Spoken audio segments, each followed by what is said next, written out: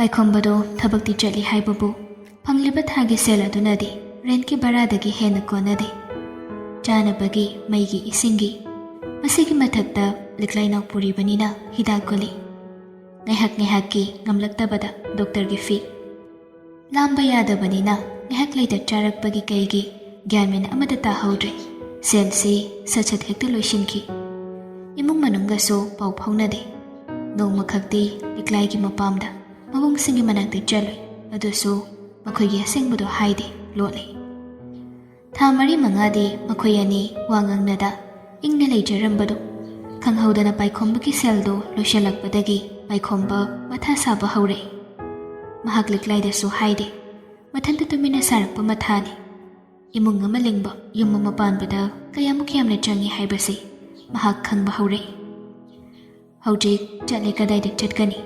ꯌꯨꯝꯗꯁꯨ ꯀꯔꯝꯅ ꯍꯟꯖꯤꯟꯒꯅꯤ? ꯃꯃꯥ ꯃꯄꯥ ꯃꯆꯤꯟ ꯃꯅꯥꯎ ꯑꯃꯠꯇꯅ ꯉꯁꯤ ꯐꯥꯎꯕꯗ ꯀꯣꯜ ꯑꯃꯨꯛꯇ ꯐꯥꯎꯕ ꯇꯧꯔꯛꯄ ꯅꯠꯇꯦ꯫ ꯂꯤꯛꯂꯥꯏꯒꯤ ꯑꯜꯇ꯭ꯔꯥꯁꯥꯎꯟ ꯂꯧꯕ ꯇꯦꯁ ꯇꯧꯕꯗꯗ ꯁꯦꯜꯁꯤ ꯐꯅꯌꯥꯝ ꯇꯨꯝꯈꯤꯕꯅꯤ꯫ ꯍꯣꯁꯄꯤꯇꯥꯜꯁꯤꯡ ꯑꯁꯤꯒꯤ ꯇꯦꯁ ꯅꯨꯡꯁꯤ ꯃꯄꯥꯟꯗ ꯇꯧꯗꯕ ꯌꯥꯗꯕ ꯌꯥꯎꯏ ꯍꯥꯏꯗꯨꯅ ꯇꯧꯍꯟꯕꯗꯗ ꯃꯁꯤ ꯌꯧꯕꯅꯤ꯫ ꯄꯥꯏꯈꯣꯝꯕꯅ ꯃꯕꯨꯛꯇꯁꯨ ꯈꯜꯂꯤ, ꯑꯁꯣꯝ ꯆꯥꯎꯅ ꯂꯤꯡꯉꯤꯕ ꯍꯣꯁꯄꯤꯇꯥꯜ ꯒꯚꯔꯟꯃꯦꯟꯠꯀꯤꯁꯤꯡꯁꯤꯅ ꯇꯦꯁ ꯃꯈꯜ ꯁꯨꯅꯕ ꯂꯩꯇ꯭ꯔꯤꯁꯤ ꯀꯃꯥꯏꯅ ꯇꯧꯔꯤꯖꯥꯠꯅꯣ? ꯁꯤꯅ ꯑꯃ ꯑꯣꯏꯈ꯭ꯔꯒ ꯉꯁꯤ ꯄꯥꯏꯈꯣꯝꯕꯗꯣ ꯊꯕꯛ ꯃꯐꯝꯗꯒꯤ ꯍꯜꯂꯛꯄꯒ ꯐꯃꯨꯡꯗ ꯆꯨꯝꯗ꯭ꯔꯤꯡ ꯆꯪꯈ꯭ꯔꯦ꯫ ꯂꯤꯛꯂꯥꯏꯁꯨ ꯋꯥꯁꯔꯨꯝ ꯆꯪꯂꯨꯕꯅꯤ꯫ ꯄꯥꯏꯈꯣꯝꯕ ꯍꯜꯂꯛꯂꯝꯕꯗꯨꯗ ꯍꯔꯥꯎ ꯍꯔꯥꯎ, ꯗꯥꯆꯧ ꯍꯜꯂꯛꯑꯕꯣ? ꯄꯥꯏꯈꯣꯝꯕ ꯃꯈꯥ ꯇꯥꯗꯦ꯫ ꯂꯤꯛꯂꯥꯏꯅ ꯃꯥꯒꯤ ꯃꯑꯣꯡ ꯃꯇꯧ ꯑꯗꯨꯗ ꯆꯪꯁꯤꯜꯂꯛꯇꯨꯅ ꯍꯪꯂꯛꯏ, ꯀꯩꯗꯧꯔꯒꯦ? ꯀꯩꯝ ꯇꯧꯗꯦ, ꯉꯥꯛꯇꯪ ꯄꯣꯊꯥꯒꯦ ꯇꯧꯕꯅꯤ꯫ ꯂꯤꯛꯂꯥꯏꯗ ꯈꯨꯝꯐꯝ ꯈꯪꯗꯦ꯫ ꯋꯥꯗꯨ ꯄꯥꯏꯈꯣꯝꯕꯅ ꯄꯪꯁꯝꯗ ꯁꯝꯖꯤꯜꯂꯛꯄꯗꯨꯗ ꯇꯨꯃꯤꯟꯅ ꯊꯣꯛꯈ꯭ꯔꯒ ꯆꯥꯛꯈꯨꯝꯗ ꯆꯪꯈꯤꯗꯨꯅ ꯀꯩꯅꯣꯝꯃ ꯇꯧꯗꯨꯅ ꯂꯩꯈꯤ꯫ ꯑꯉꯥꯡ ꯑꯣꯏꯕꯅꯤꯅ ꯑꯃꯅ ꯑꯃꯒꯤ ꯌꯥꯝ ꯀꯥ ꯍꯦꯟꯅ ꯍꯛꯆꯤꯟꯅ ꯃꯕꯨꯛ ꯄꯦꯜꯍꯟꯅꯕ ꯊꯦꯝꯕ ꯍꯩꯅꯕꯁꯨ ꯅꯠꯇꯦ꯫ ꯄꯥꯏꯈꯣꯝꯕꯗꯣ ꯍꯤꯞꯅ ꯍꯤꯞꯅ ꯁꯦꯜ ꯄꯥꯔꯛꯏ꯫ ꯀꯩꯅꯣ ꯑꯩꯅ ꯍꯧꯖꯤꯛ ꯇꯧꯗꯣꯏꯁꯤꯕꯣ? ꯑꯦꯀꯥꯎꯟꯗꯁꯨ ꯂꯨꯄꯥ 2,000 ꯃꯨꯛꯇ ꯉꯥꯏꯁꯤꯜꯂꯦ꯫ ꯇꯣꯂꯣꯞꯄꯨꯗꯤ ꯐꯪꯒꯅꯤ ꯍꯥꯏꯕꯕꯨ ꯑꯗꯨꯅꯗꯤ ꯀꯩꯗꯧꯔꯨꯅꯤ? ꯂꯤꯛꯂꯥꯏꯒꯤ ꯍꯤꯗꯥꯛ ꯒꯨꯂꯤꯁꯨ ꯂꯣꯏꯁꯤꯜꯂꯤ, ꯃꯩ ꯏꯁꯤꯡ ꯒ꯭ꯌꯥꯁꯁꯨ ꯂꯣꯏꯗꯧꯔꯦꯅ ꯍꯥꯏꯕꯅꯤ꯫ ꯑꯩꯕꯨ ꯀꯃꯥꯏꯅ ꯇꯧꯗꯣꯏꯅꯣ ꯁꯤꯕꯣ? ꯌꯨꯝꯗꯁꯨ ꯀꯃꯥꯏꯅ ꯍꯟꯖꯤꯟꯒꯅꯤ? ꯍꯟꯕꯗꯤ ꯍꯟꯖꯤꯜꯂꯔꯣꯏꯒꯦ꯫ ꯅꯣꯡꯃꯇꯁꯨ ꯅꯤꯡꯁꯤꯡꯂꯛꯇ꯭ꯔꯕꯁꯤꯗ ꯑꯩꯅ ꯀꯔꯤ ꯍꯥꯏꯅ ꯍꯟꯖꯤꯜꯂꯨꯗꯣꯏꯅꯣ? ꯑꯗꯨꯗꯤ ꯑꯩ ꯍꯧꯖꯤꯛ ꯀꯩꯗꯧꯕ ꯇꯥꯏ? ꯑꯩꯅ ꯍꯧꯖꯤꯛ ꯇꯧꯗꯣꯏꯁꯤꯕꯨ ꯀꯩꯅꯣ? ꯄꯥꯏꯈꯣꯝꯕ ꯒ꯭ꯌꯥꯟ ꯉꯥꯎꯔꯛꯏ꯫ ꯂꯤꯛꯂꯥꯏꯅ ꯍꯥꯏꯔꯛꯄꯗꯣ ꯃꯍꯥꯛ ꯇꯥꯏ꯫ ꯗꯥꯆꯧ ꯆꯥꯛ ꯊꯤꯔꯤ, ꯆꯦꯡꯁꯤ ꯋꯥꯟꯗꯕ ꯌꯥꯔꯔꯣꯏ, ꯂꯣꯏꯔꯦ, ꯍꯌꯦꯡ ꯑꯌꯨꯛ ꯊꯣꯡꯉꯗꯤ ꯂꯣꯏꯔꯅꯤ꯫ ꯑꯗꯨ ꯍꯥꯏꯖꯤꯜꯂꯛꯄꯗꯨꯗ ꯄꯥꯏꯈꯣꯝꯕꯗꯣ ꯇꯥꯏꯅꯐꯝ ꯈꯪꯗ꯭ꯔꯗꯨꯅ ꯂꯤꯛꯂꯥꯏꯗ ꯏꯊꯥ ꯊꯥꯖꯗꯅ ꯆꯩꯔꯛꯏ꯫ ꯀꯩꯅꯣ ꯆꯦꯡꯗꯨꯕꯨ ꯋꯥꯟꯈꯤꯕ ꯀꯨꯏꯗ꯭ꯔꯤꯗꯥꯏꯅꯦ? ꯀꯌꯥꯝ ꯊꯣꯡꯖꯤꯜꯂꯤꯅꯣ ꯅꯪꯕꯣ? ꯂꯤꯛꯂꯥꯏꯗꯨ ꯄꯥꯏꯈꯣꯝꯕꯅ ꯆꯩꯊꯣꯛꯇꯅ ꯆꯩꯔꯛꯄꯗꯨꯗꯗꯤ ꯉꯛꯁꯨ ꯉꯛꯈ꯭ꯔꯦ, ꯄꯥꯁꯨ ꯄꯥꯈꯠꯂꯤ꯫ ꯇꯞꯂꯤ ꯇꯞꯂꯤ, ꯃꯃꯥꯡ ꯊꯥꯗ ꯋꯥꯟꯕꯅꯤ, ꯀꯧꯇꯥ 10 ꯈꯛꯇꯅꯤ, ꯉꯁꯤ ꯇꯥꯔꯤꯛ 19ꯅꯤ, ꯊꯥ ꯑꯃ ꯍꯦꯜꯂꯦ ꯆꯥꯔꯛꯏꯁꯤ꯫ ꯑꯗꯨ ꯑꯣꯏꯔꯁꯨ ꯅꯪ ꯈꯔ ꯌꯦꯡꯅ ꯊꯣꯡꯕ ꯌꯥꯗ꯭ꯔꯣ? ꯀꯗꯥꯏꯗꯒꯤ ꯁꯦꯜ ꯋꯥꯟꯗꯧꯔꯤꯒꯦ ꯍꯧꯖꯤꯛꯄꯣ? ꯇꯣꯂꯣꯞꯁꯤꯅ ꯀꯔꯤ ꯀꯣꯟꯅꯗꯧꯔꯤꯒꯦ? ꯂꯤꯛꯂꯥꯏꯗꯣ ꯇꯨꯐꯛ ꯇꯨꯐꯥꯏ ꯆꯟꯈ꯭ꯔꯦ꯫ ꯈꯨꯝꯐꯝꯁꯨ ꯈꯪꯗꯦ, ꯇꯧꯐꯝꯁꯨ ꯈꯪꯗꯦ꯫ ꯅꯣꯡꯃꯇ ꯂꯤꯛꯂꯥꯏꯗ ꯃꯍꯥꯛꯅ ꯁꯨꯝꯅ ꯉꯥꯡꯗꯕꯅꯤ, ꯉꯁꯤ ꯉꯥꯡꯂꯤꯕꯁꯤꯅ ꯑꯍꯥꯟꯕꯅꯤ꯫ ꯂꯤꯛꯂꯥꯏ ꯇꯨꯃꯤꯟꯅ ꯑꯗꯨꯃꯛ ꯂꯦꯞꯇꯨꯅ ꯂꯩ꯫ ꯄꯥꯏꯈꯣꯝꯕꯁꯨ ꯇꯨꯡ ꯑꯣꯟꯊꯣꯛꯂꯒ ꯍꯤꯞꯇꯨꯅ ꯑꯗꯨꯃꯛ ꯂꯩꯈ꯭ꯔꯦ꯫ ꯂꯤꯛꯂꯥꯏꯁꯨ ꯆꯥꯛ ꯏꯁꯤꯡꯗꯨ ꯀꯨꯞꯁꯤꯜꯂꯝꯂꯒ ꯃꯥꯁꯨ ꯐꯃꯨꯡ ꯃꯆꯤꯗꯨꯗ ꯀꯥꯈꯠꯂꯒ ꯍꯤꯞꯊꯔꯛꯏ꯫ ꯊꯥꯗꯨ 6 ꯍꯥꯏꯔꯛꯂꯕꯅꯤꯅ ꯃꯥꯗꯤ ꯃꯕꯨꯛ ꯂꯥꯝꯕꯅꯁꯨ ꯂꯣꯏꯔꯕꯅꯤ꯫ ꯑꯗꯨꯕꯨ ꯃꯄꯨꯔꯣꯏꯕ ꯌꯥꯎꯗꯅ ꯅꯣꯡꯃꯇ ꯆꯥꯛ ꯆꯥꯗ꯭ꯔꯤꯕ ꯀꯧꯕꯒꯤ ꯃꯍꯥꯛ ꯂꯥꯝꯂꯤꯕꯗꯨ ꯈꯪꯖꯤꯟꯈ꯭ꯔꯦ, ꯆꯥꯗ꯭ꯔꯦ꯫ ꯄꯨꯡꯈꯥꯏꯃꯨꯛ ꯑꯅꯤꯗꯨ ꯇꯨꯃꯤꯟ ꯂꯩꯅꯔꯛꯏ꯫ ꯄꯥꯏꯈꯣꯝꯕꯁꯨ ꯂꯤꯛꯂꯥꯏꯗ ꯉꯥꯡꯊꯣꯛꯂꯨꯔꯒ ꯃꯇꯣꯝꯇ ꯑꯃꯨꯛ ꯈꯜꯂꯤ, ꯀꯩꯅꯣ ꯑꯩꯅ ꯃꯉꯣꯟꯗ ꯑꯃꯨꯛ ꯇꯥꯏꯅꯔꯣꯏꯁꯤꯅ? ꯑꯩꯁꯤꯕꯨ ꯉꯥꯎꯔꯖꯥꯠꯂꯣ? ꯃꯥꯅ ꯀꯩ ꯈꯪꯒꯦꯕ ꯑꯩꯅ ꯃꯉꯣꯟꯗ ꯇꯥꯏꯅꯔꯤꯁꯦ? ꯃꯕꯨꯛꯁꯨ ꯌꯥꯝ ꯂꯥꯝꯒꯟꯕꯅꯤ, ꯂꯥꯝꯕꯗ ꯂꯣꯏꯔꯝꯃꯅꯤ ꯇꯧꯔꯤꯁꯦ꯫ ꯇꯨꯝꯈ꯭ꯔꯖꯥꯠꯂꯅꯤ ꯃꯥꯕꯨ? ꯈꯟꯅ ꯄꯥꯏꯈꯣꯝꯕꯗꯣ ꯍꯧꯒꯠꯂꯛꯂꯒ ꯂꯤꯛꯂꯥꯏꯗ ꯌꯦꯡꯂꯛꯏ꯫ ꯂꯤꯛꯂꯥꯏꯗꯨ ꯃꯃꯤꯠꯇꯒꯤ ꯃꯄꯤ ꯇꯥꯔꯒ ꯃꯃꯤꯠꯇꯨ ꯎꯏꯁꯤꯟꯗꯨꯅ ꯂꯩꯔꯝꯃꯤ꯫ ꯃꯗꯨ ꯎꯕꯗ ꯑꯃꯨꯛ ꯁꯥꯊꯤꯅ ꯅꯨꯡꯉꯥꯏꯔꯛꯇ꯭ꯔꯗꯨꯅ ꯃꯍꯥꯛ ꯂꯤꯛꯂꯥꯏꯕꯨ ꯀꯧꯗꯨꯅ, ꯂꯤꯛꯂꯥꯏ ꯇꯥꯕ꯭ꯔꯣ?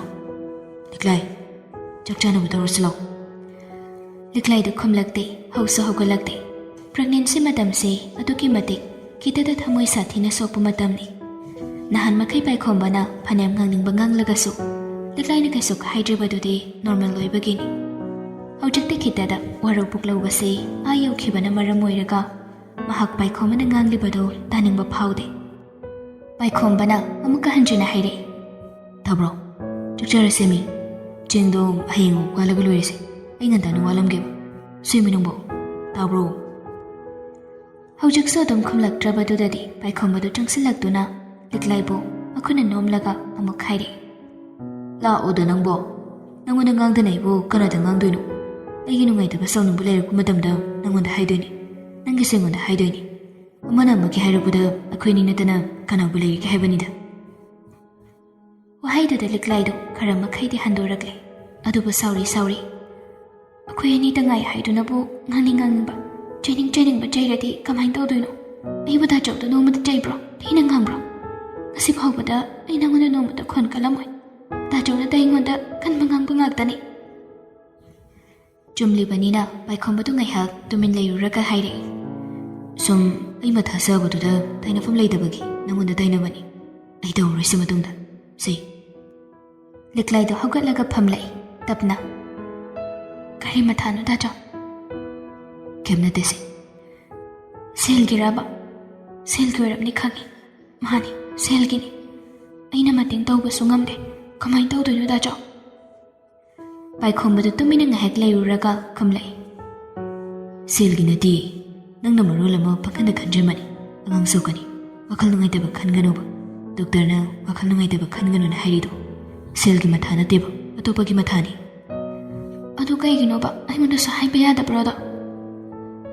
Kaisumna temi nangbo. Ayeng thabakto ai domda tadoraba. Moi suti lawdaba yadabagi lawna khidoraba. Adugi sabani. Yarba sirde. Law, chukcharasi. Liklaido Paikhomba waduda thajabadi wali. Adabu hayu yadrabanina mahak tumin lay. Anidu chagi sing chaminaduna ahingdumasu haukre. Tha pharagle. Yumgi makup mata tawdaba yadaba mayamdo tawkhibadagi ren ki sel thinaba selsu leihaude. Paikhomba ngasi sel thiba numit tabani. Adabu mapu yahaudringaida mahak thabak thoglai. Thabak maphamda sufam chafam amata khangdrabani. Makhoi kakaduda chungsilaklaga mahak haire. Kaka, ikinumda haijagina. Hayuni kaiwanuni. Kaka ise lupa 2,000 kakta pamba. Sinbiba yagadra. Mathang thada aigi tolopdagi kaksinaba. Karinuni nangbo. Nahan natrane tolop hangkiwadubu Paikhomba. Hoi, ado ai konadaba malaydana handaksa parak takre. Us, kamay tawnisidi. Nang sukhangiduni kakasu sidagi hena thokpanate. Nandom chada pisalaga yumgi oina loina sinakrene. Ado lupa chawng dilaw anidudi yamini nangbo. Paikhomba tumin ongdana leiri. Law si kadai, lawru si kadai, mahak tawfam makhangde. Noi babada hairaga yengudana, nangbo yumda changaga layune, adu oiragadi khara safagani nangbo. Paikhomba nokfet tawraga madugi matangdumadi khumlakte. Tanja aduda makhoi ama ani wari sarakpadu taraduna Paikhomba hanglai. Kaidabu yawre haino, moi haini sibu. Kakaduna sorama sangno hondoklaga haire. Noi awanglomda leiba lemba haidana angang nupa macha ma leibado nang khangbra. Khangi akhoi class ama henbani. Ho adudo magi nupido angang tha 8 suda ngairi mali. Chaguma kuitri mali. Ado nupido atopa nipa amada chenkre. Paikhomba madu tabada ingangai. Kaino isibo kamai toijanu. Nupa aduna nongamadagi numitaba phawa check suba chali. Sales ningthina phangdabu oira mali. Dakar leibadi nongmagi helaido. Aduna nupido magi maningu thumaktrabanina. Atopa nipa amaga sumwari sanaraga khangnaraklaba jani. Adudagi chenkre. Nupa machado ngauchana thana leire. Adugini mayamna hainarise. Paikhomba madu tabada matu chungkre. Mahak karigino khangde adu tabada liklaibu khangning ningsinglai. Mahak makha tade wariduda yaudre.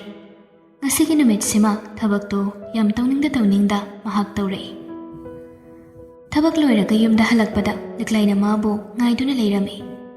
Paikhomba changlakpaduda liklaina. Dacho, nang bara piramdra mali. Ani ahumlakti suri inedu laamba. Ayukta amuk, nungthalda amuk, aduga hajukwayda amuk. Dachau lakpaga sel thelo na hairami. Kaino, ngasida natrane tha pharisa? Chontaba yade yamagidi. Hoi, ingangnaragi. Sel leitraba dachau. Paikhomadu khumlakte liklai sumakha tade. Makhong makhut hamdoklaga mamai mumi taba loibada ngairi. Yumbu manedo amuk lai, thong thilai. Paikhomba thoklakduna thongdo hangi. Ine, Nupido thongchilda kansilaklaga paikhomba haire. Kaidore nangdi bungo sel thidradi. Ine, ai senda khadong kitang jadaba. Mathangida pulap piba yagadra. Karino ni nangna hairidubu bungo. Aikhoisu thagi chatkadoba sel kaya ama leirine. Aduna noina piraktragadi kadaidagi chatkani. Yare. Kadaidagi wanoda madu yaroida. Paikhomadu ikaire nupiduna makhadai. Noi chahi phabasu natri adumai tawradi kadaidagi yanige. Ngamoido oiragadi noibu kari tobagi yum pali ha nacha yauge khalidu karigino. Nayum yanaba chatpa yadraba nganna yum paladi. Adusu nate. Hai hayeng pidaba yaroiko. Hoine, hayeng phawda ngaibiro. Nupido murum solaga chatki. Paikhomadu thongchilduda amuk leptuna laiki. Changlakte. Mahak sathine ikaire. Liklaigi mamangdasu ikaiba phawi. Liklaina mabu kari khalamgani haina mahak khale. Liklai sutungda mapi ira chele. Changsilaktuna mahak paikhombabu tungdagi kwalai. Madudagi henjinkre paikhomadu mapi tarakpa. Angang oibanina tasengni yam sokle. Adugi sumathakta punsida mitop amana dathi ngangbase ngasina ahanba oibagi sathini ikaiba phawi. Anidu thongjiladoda pulap kapinai. Makhol thokpadi nate mamitagi mapi taba leptabani. Phana kuinani aniduna thongjilduda leptuna kaplabado. Liklaina paikhomba mateng pangba ngamde khanbada chagle. Aduga paikhombana matik chahodabagi minu shitabani khanbada chagle. Ngaihak leiraga liklaina pathaduna hairi. Dacha, yarase, kem khaluranu lo, changase. Paikhomba sumapi dai thoklaga hoi hairaga anidu punna chaminare. Tumina phamlai anidu amuk. Ngasi ahanba oina paikhomana liklaida hairi. Liklai, Kai haigi dacha. dachau sel leitri. Lupa chani khakta ngairi. Nomada selgi maramda wangangdaba mapuroibana adamna nganglaklabadudadi liklaido swai lauki. Ngaihak muna khallaga ai dachau ga tayaigada amtang haira dachau. Haigano, moidadi haigano. Ima anabaduga kadaidagi selu. Hojiki matamda sufam nongpham leidabasiga. Ado amtangdi yengba yaidana. Yengano. Sumain tawrase. Ai nini gamtangadi hairage. Nini hairisi mapaga pokminaba maniduni. Pirakadrani dachau. Yumdagi chalena nahanama phone tawraga chiri idudi. Hoini, choiraso madi call tawraidana lo. Amtang hairage yenge. Ai yam luna tawbani. Liklaidu khumlakte paikhomana makhatai. Hayengse ai thabak chalaroigi. Akhoi ani nini hoida chalurase. Soidana mating tawrakani. Aina hairi khayabani. Oi. Asama uraduna anido chaki singja thoklaga nungdangdu matumle. Ayuk nong hek nganbaga mani hoida anido punna lai. Mani indudo makhoi ani lakpaduda ingangakna. Aima, nakhoi ani di kadomdagino. Paikhomana noklaga harauna khumjai. Kairayne, koirakbaga yadrabo. Yade haiba natene. Lakthoktan lakpasida haibani. Lau, phamsi lau. Kakhala u. Anidu kakhatuna phami.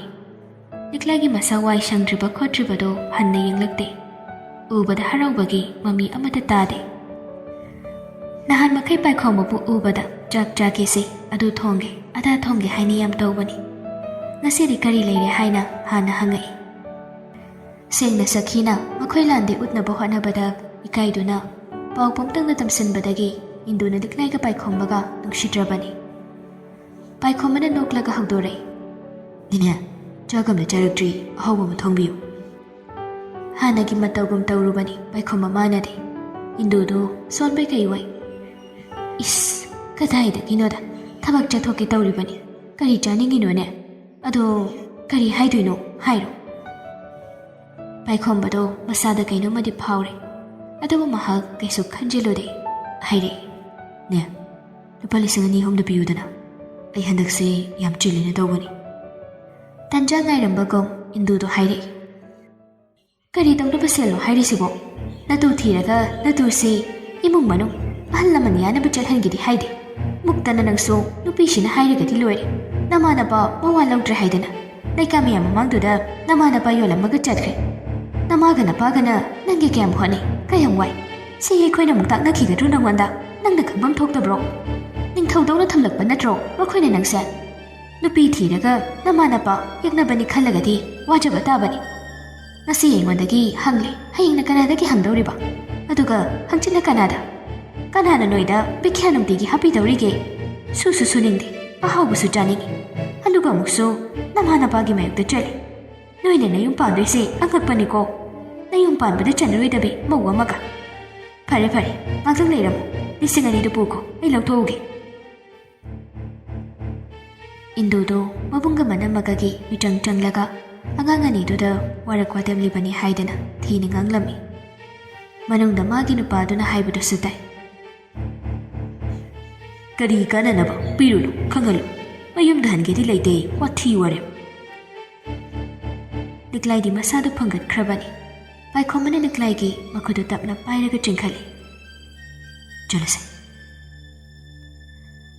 liklai khomde paikhomane mahakbo makhut samlaga chingdura purai angangani makki makokdo chinglau khibadagi hojuk phawba hantharaktri anido angaubagom lambiduda turai ngaroina lai paikhomba wa macheda matanga khide liklai sumangai ungduna chali anido maphamadudagi thoklaktuna auto tonglaga makhoigi bharagi yumduda hankhre somdaso indu thoklakpada angangani du leiramde ahanmada kharangakladuna kadaida chirkhraba jano haina yengbani adubu thangnabu mikopta phare masana gyan tagadobani angang makhoina ahal lamanda manga khaigatpa yade haibado khanghingadobani somda anido thongaldi yawre adubu changbagi jai manungde changlaga yumbu aduna amu kari tawrakpa khanbada anido tumin leptuna lei phana kuina adawaiduda leppa phamba tawraga upai leitraduna anido changlakpani haibaga tawbaga mapudu thengnaduna amuk cheire se leirabuna khoibo pirudana nonganbaga kadai jalurino kuchi chanabagi seldi leibanine masidadi khumdaba yadraduna paikhomana khumlei ine iselo chalubani upai liraktre ngaibagi ngaibiba naminini khumni dang ngaibiro natragani ni ai deposit adudagi kaksinbiro is haire dei chade deposit dagi ka ukaina hai wayam nang hanganuko se leitragadi mafam sithado mi atopa leigedani nayumda mana pagi manakta leiru chone ama phangi thina ngangi ama phangi namana paga nayumda leiyu hai paikhombagi khangbagi bangal loisilagle